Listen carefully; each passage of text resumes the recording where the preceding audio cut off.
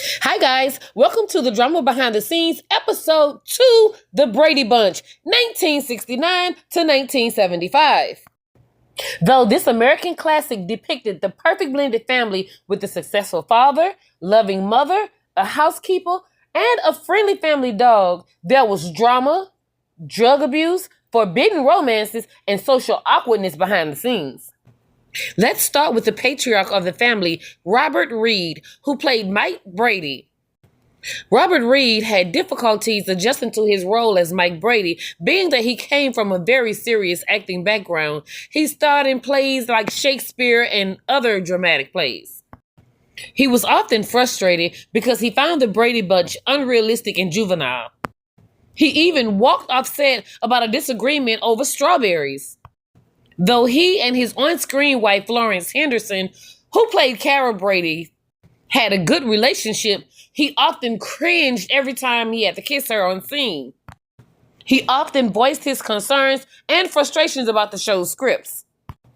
During the taping of an episode about Greg dyeing his hair orange right before graduation, Reed became so upset about the script that he refused to tape unless they changed it.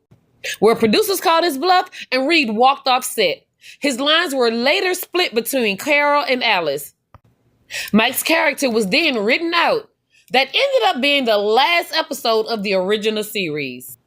Though Reed was diagnosed with HIV, he later died of cancer at the age of 59. Carol Brady, played by Florence Henderson.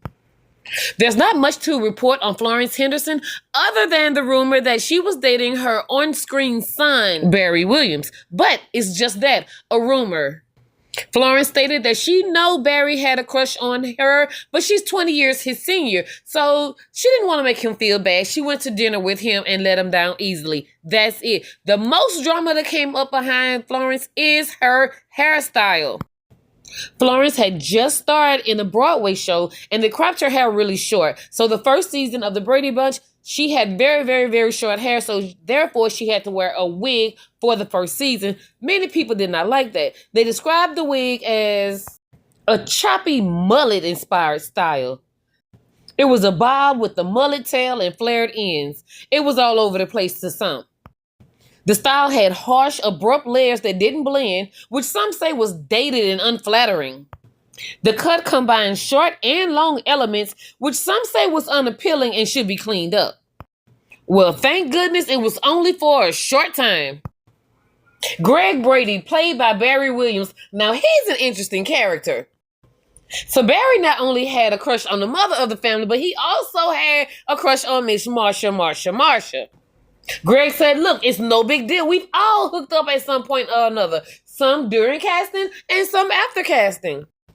So Barry Williams, who had been smoking since the age 12, and I'm not talking about just cigarettes, he showed up to the set high when the producers called him at the last minute and they had to keep that scene. If you guys don't know what scene I'm talking about, just check out 1973 scene Law and Disorder. He was high as heck, and you can see it all over the screen. And he did admit that his acting when he's sober and his acting when he's high, it is a little bit different. It's just unfortunate that he was quite high quite often.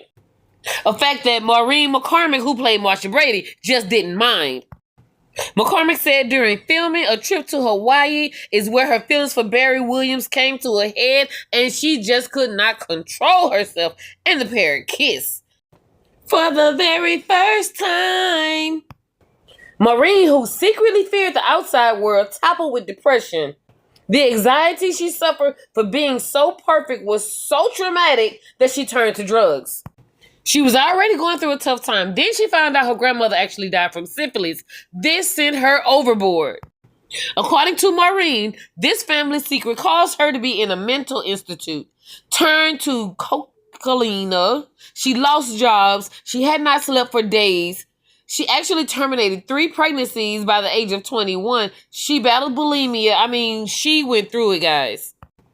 Maureen often hung out at the Playboy Mansion, and she blew a big role with Steven Spielberg in the Raiders of the Dark Ark. Now, that would have been big, but she just could not stay sober long enough to pull it off. Maureen did not get along with her onstage sister Eve Plum, who played Jan Brady.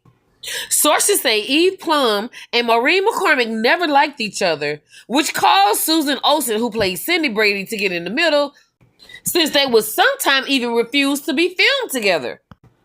At one point, producers even brought Robin Reed's daughter Karen in to play Maureen's friend, a scene that was originally meant for Jan. Now, Eve Plum, or should I say Jan Brady, was not exempt from this cast love dating scene, okay? Now, Jan dated Christopher Knight, who played Peter. Now, though they are younger than the previous two I mentioned, theirs was just a little bit more romantical, if you get my drift. So, Jan and Peter, they would go and get candles and a 6-pack of beer, and they'd pull up and they'd pick up and they'd huddle up under the moonlight. But one day, the police pulled up on them, y'all. The police was nice enough to just take away their booze and send them packing, bringing that night to a cold end. Well, speaking of Peter, my poor little heart ached for Peter the most, or should I say Christopher Knight. Now, Christopher was a nice-looking, handsome, vibrant young man, but behind the scenes, when the cameras weren't rolling, now that's when all the drama happened. Peter said he felt like a freak in the sideshow. I guess he didn't agree with the script either, but he had to continue working because he had to help his parents pay the bills. He was basically the breadwinner of the family. They didn't have much coming up, and if he didn't work, the family did not eat. So let me tell you how the producers played old Peter Brady. Okay, so the dirty producers knew that Peter or Christopher Knight was afraid of spiders. So what they did was they decided to write up a script where he would wake up and there would be a tarantula on his chest. Well, that was a real tarantula. The dirty producers lied and said that the fangs had been removed so it could not inject venom. But in fact, it had not been removed and it still could inject venom. Thank God he was not bitten. So Peter did not know this fact until they hit action. Now you know that was dirty. Now you know he already did not like acting. He was just trying to feed his family. But when the producers hit cut scene, Barry Williams, who played Greg, scooped in and grabbed the spider to get it off his chest to save old Peter so he would not be embarrassed in front of the female co-stars. Could you imagine doing a job that you absolutely hate just to pay the bills for your parents and they were playing with you like that? And then the job did not even pay that much? They said that for the first 10 episodes, they basically got like pennies on the dollar. Christopher often objected with the script as well. He recalls a scene where Jan told Peter, "You're my brother, and blood is thicker than water." So Christopher saying, wait a minute, aren't we supposed to be a blended family? We are not blood. What part of the game is this? Then the producers say, look, the audience don't even remember that you guys are a blended family.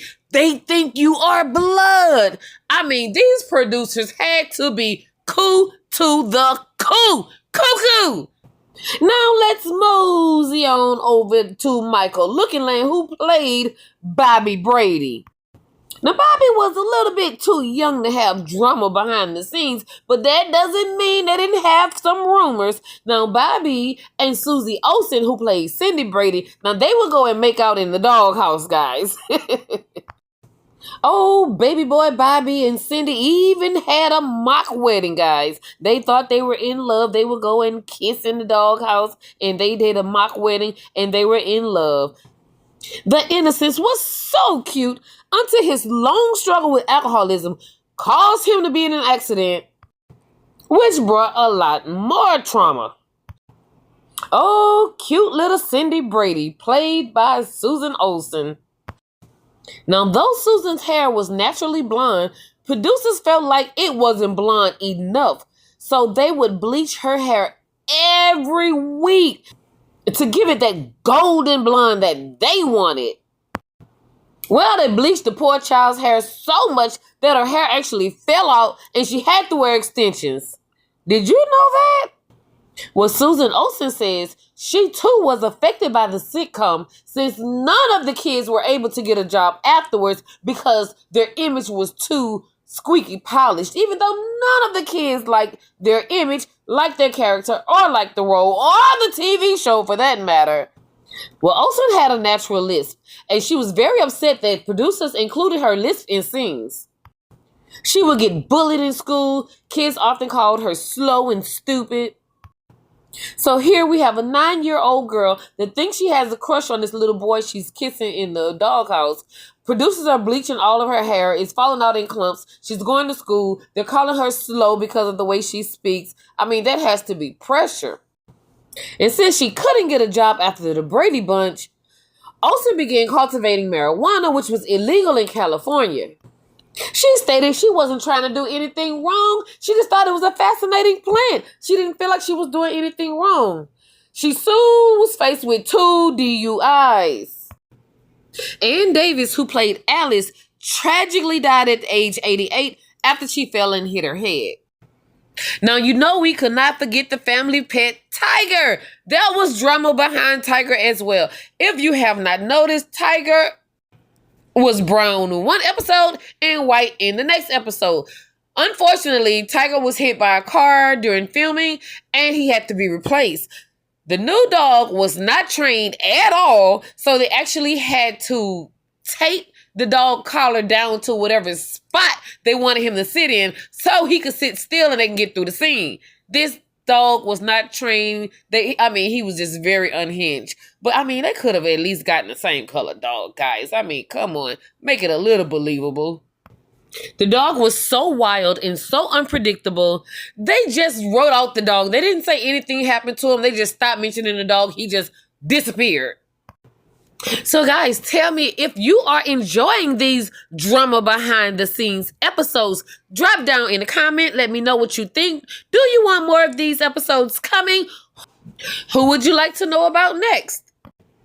Don't forget to like the video, subscribe if you haven't, and as always, thanks for watching. Bye-bye.